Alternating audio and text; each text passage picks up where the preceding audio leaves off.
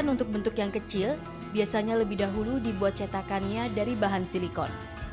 Hasil kerajinan pewter ini biasanya dihaluskan dengan cara diukir.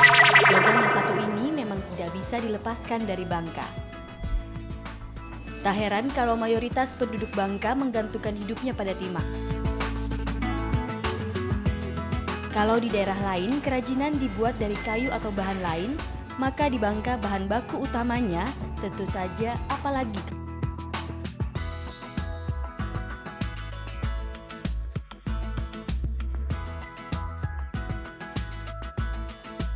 Orang Bangka menyebutnya kerajinan pewter.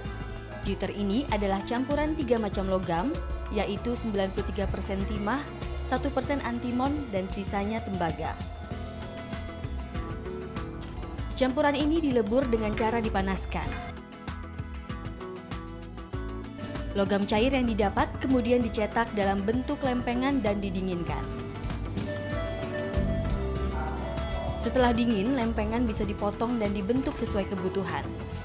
Tekstur timah yang lunak memudahkan proses ini.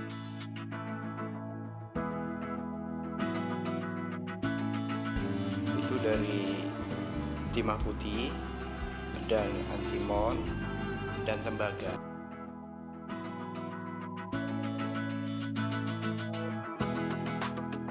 Berbagai desain kerajinan dapat dibuat dari pewter, asbak, gantungan kunci, hingga miniatur kapal. Mungkin kita bisa, kalau untuk kapal-kapal kita bisa lihat di gambar kayak di kalender.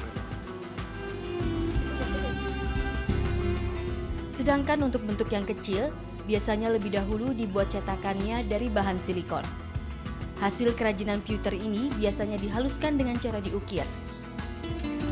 Iya, bisa secara ukur, tapi kita bisa diinin lagi. Mungkin kalau udah disambung ya, kita buka lagi, terus kita bikin ukuran sebenarnya. Pewter yang sudah jadi masih harus melewati 2 tahap pengamplasan.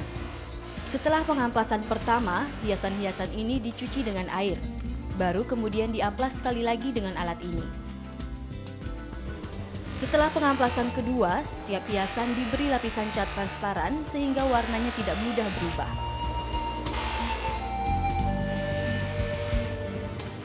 Kelompok pengrajin yang dibentuk sejak tahun 1993 ini memang hanya beranggotakan 5 orang. Namun dari tempat ini tidak terhitung sudah berapa banyak kerajinan unik yang lahir. Pengerjaan pernak-pernik kecil bisa diselesaikan tiap pengrajin dalam waktu singkat.